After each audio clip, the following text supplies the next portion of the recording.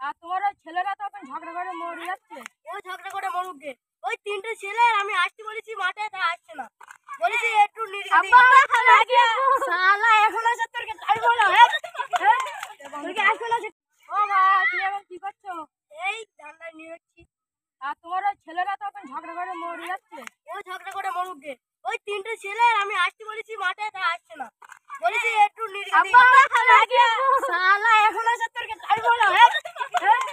তোরকে এখন আছে। ও মা, কি করছো? এই স্টারটা চালু করছি, তা হচ্ছে না।